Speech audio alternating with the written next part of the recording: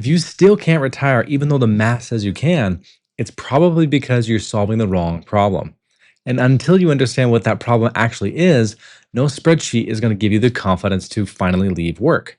The retirement industry has a framework for building wealth, but almost no framework for helping people leave work. So even financially ready people stay stuck in one more year. I'm a CFP and third generation advisor, and I sat across from hundreds of people in your exact spot. So by the end of this video, you're going to understand why the numbers aren't what's keeping you from retiring, what is, and what to do next. Let me show you what I mean. A client of mine, I'll call him Robert, was 59 years old and had done just about everything right. He was 32 years at the same company, 3.4 million saved for retirement. His house was paid off. His wife was still working because she wanted to, not because she had to. And when we ran his retirement plan, his Monte Carlo score projection came back at 92%. In this industry, that's a very strong result, meaning over 920 outcomes of 1,000 possible futures, Robert is projected to not run out of money. To many, he wasn't just ready to retire, he was overqualified. Yet, despite seeing that score, he said, I just don't have the confidence to pull the trigger. Earlier in my career, I thought the answer to this sentence was just more math. Show the numbers again, another cleaner chart, just to prove it one more time. But it never worked, because the math wasn't the problem. What Robert was describing, and what you might be feeling too, is that retirement isn't just a financial decision, it's an identity decision. And the tools most people are given are only those that are built to measure one of those. So if we're going to untangle this, we have to start upstream of the spreadsheet and start with the real reason people who look ready on paper still can't bring themselves to stop. While most advisor conversations stop at the math, there's a second reason this feels so hard, and it's exactly why so many intelligent and successful people stay stuck for one more year longer than they have to. I recently read the book The 5 Types of Wealth by Sahil Bloom, and there's a line that I just have been ringing in my head. He asks, over the past month, when someone's asked you, how are you doing? How often are you answered, I'm busy? Not good, not great, but saying, I'm busy. And when I read that, it stopped me in my tracks because I say it all the time. And once I started paying attention to this, I started hearing it more and more in the people around me. And here's what I think is really going on underneath that word. Because busy isn't just a status update. Busy is the answer most of us are pre-programmed to deliver, because busy means I'm being useful, I'm producing, I'm still climbing towards something. And in our culture, we see that as a signal of that our life has value.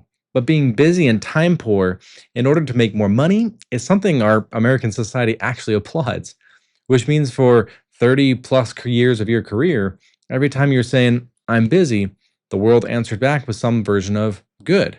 Every raise, every bonus, every year that the portfolio ticked up, the culture cheered you on, your company did too. Nobody stood up along the way and said, hey, are you doing too much? Maybe you have enough. You can stop now. And so your identity gets built around this motion and keeping at the grindstone.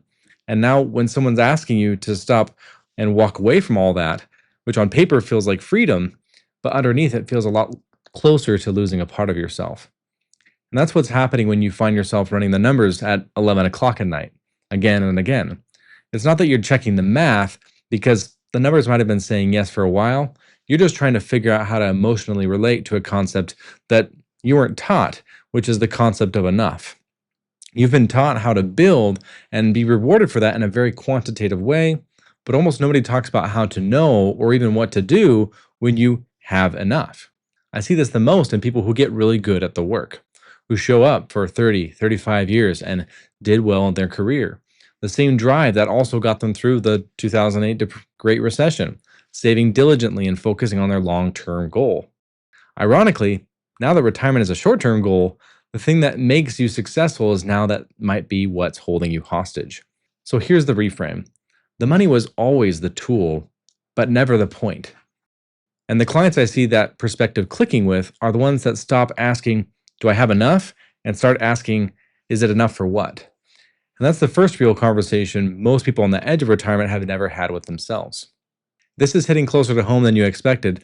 That's because this conversation almost never gets named. If you want help thinking through it yourself, the link to book a call with me is in the description. But stay with me, because there's a second reason this feels so hard, and it has nothing to do with you being irrational. Because the first problem is internal, The second one is structural, where you've been fighting a system that was never built to help you do what you're trying to. Here's what I mean. The financial services industry was built around one question: can we help people accumulate wealth? And for the last half century, it's done a pretty darn good job at answering it, with compound growth, diversification, investing your 401k, and staying the course. An entire profession has been trained around teaching people like you to build the pile. Think about it like flight school, because for half a century, our industry has been teaching people doing the takeoff and doing the cruise, but relatively few are talking about how to nail the landing. That's not an accident, it's a business model. Advisors are largely measured, compensated, and promoted based on revenue and assets under management, which means the system naturally rewards keeping the focus on growing a lot longer than rewarding helping people how to unwind their money and thinking through the landing. And that's what this industry is incentivizing. So when you sit down with most advisors and you ask, can I retire? They've got one tool: the math, to punch in the numbers and then send you on your way. Having the permission is a different question. It's not just a one meeting question. I find it's often a month long one. And nobody's having it because our system wasn't built to. Let me show you what this looks like when it actually plays out in a client's life. I'll call him Jim, who's 61, been an engineer for decades, and he's been having the one more year trap for a couple years now, even though his wife had been ready. Between the extra salary he was getting, the 401k matches, the bonus incentives to stay longer, and another year to boost his pension, that felt like real money that he was walking away from. So when he came in to talk with us, we modeled it out. Jim had been expecting around $3,000 in additional retirement income just for doing the additional year of work. But when we actually ran the numbers between a high tax bracket, Medicare surcharges called IRMA at his income level, and a quirk on how his pension was calculated in that last year of service, his real net was closer to $800 more per month in retirement income. Now, that's not nothing, but after doing the analysis, Jim just sat there and didn't say anything for a minute. He looked at the screen and his wife, and he said, nobody ever explained the after-tax side. 4 months later, he put in his 2 weeks notice and retired. And here's why I'm telling you this. The spreadsheet that turned Jim's $3,000 into $800, any decent planner can do that. It's just math. But the meeting after that one, the meeting where Jim had to sit with what he had almost traded another year of his life for, is something that most of the financial industry isn't set up or trained to have. If you've ever been made to feel dramatic for not pulling the trigger despite your numbers, if you've been told some version of, you're fine, just relax, they may not be seeing the urgency of getting this decision right because they're looking at the wrong risk. Because most people are asking, what if I retire too early? Almost nobody models the opposite cost. If you retire early and miscalculate, you can adjust. Cut the budget, pick up some part-time consulting maybe, tighten your travel for a couple of years. Don't get me wrong, it's not fun, but it is recoverable. However, if you retire late and you miscalculate, you cannot get the year that your knee gave out. You cannot get the year your wife got sick. You cannot get the year your granddaughter was 4. We as humans adapt to less money pretty quickly from my firsthand experience, but we don't adapt to lost time really at all. These risks are not balanced. They're actually quite lopsided. And our entire industry is obsessed with, can you afford to retire, completely missing the question which actually matters, which is, how much is this actually costing you? When you see this comparison, you can't unsee it. Our industry is measuring just one side of a two-sided equation. So the real question becomes, what does the actual conversation look like that accounts for both sides? And what changes when you finally get to have it? Here's how we like to think about it. The money is the materials. The plan is the architecture. But neither one of them is your house. The house is what gets lived in inside of your retirement plan. So how do you build it? There's an order, a particular order that we need to get right, because most get it backwards. We like to think of it as starting with the purpose, the plan, the portfolio. 3 steps only in that sequence. The purpose is asking yourself, what do you actually want the next 30 years to look like? What matters to you? What would make you feel like those years were well spent? We uncover this in our first meeting with clients called the discovery session, asking questions that most people haven't ever considered out loud. They're quiet for a bit, and then things come up like their needs first. The non negotiables covering the house, healthcare, groceries, gas, the essentials. And then they come up with their wants, the things that make the years feel like their own. The annual trip they want to do, having a place in the summer, having a grandchild's college fund set up. And then some wishes like to come up as well. The big swing stuff, like a 6-week Italy trip, getting a boat, a place on the water, the things that you'd love to do if the years keep cooperating. We ask these things about needs, wants, wishes, not because we can promise everything under the moon, but we want to put it on the table and see what's possible. This purpose exercise tells us what good looks like for your specific situation, not the benchmark, not your neighbor or the average retiree, for you. So next comes the plan, which becomes a harder question. How much does that lifestyle actually cost? And how does your retirement income become dependable for potentially decades to fund it? And essentially, we're asking ourselves what trade offs are worth making and what aren't. This is where things like taxes come in, Social Security timing, RMD planning. And the plan exists to fulfill the purpose we started with, not the other way around. And then we get to the third part, the portfolio is last. This is how we structure the assets, the savings you've been building up to support the plan. Things like the investment mix, the account types, where exactly your income gets withdrawn from where in each year.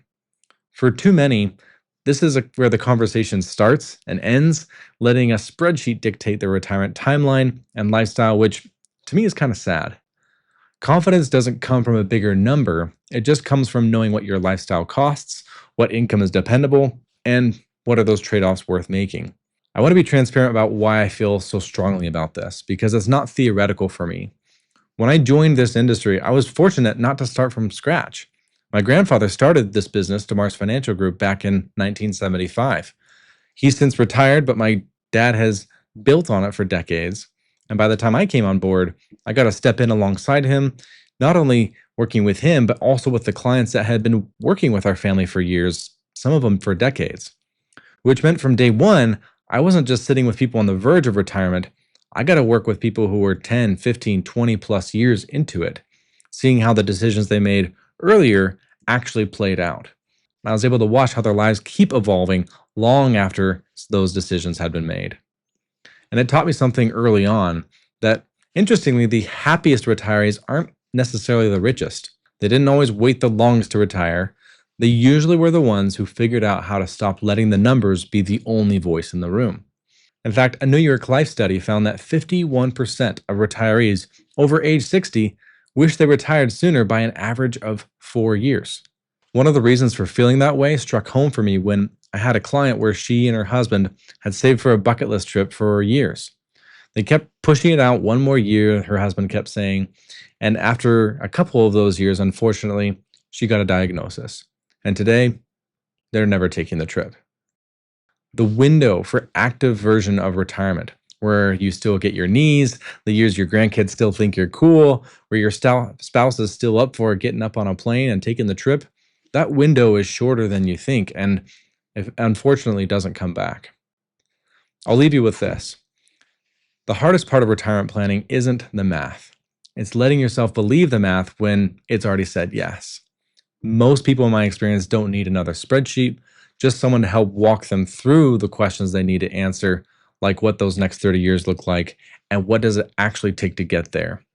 If that's where you are, that's the kind of work we do with clients without asking you to have us manage your investments to do the planning. The link to book a call with me is in the description, or there's a QR code on screen if that's easier to scan. If you're not ready to see if we're a fit and want to keep thinking, the next video I'd point you to is one I made that talks specifically about the difference between retiring at 55 versus 65 once you run the actual math. You'll see it on screen now. Thanks for watching, and I'll see you in the next one.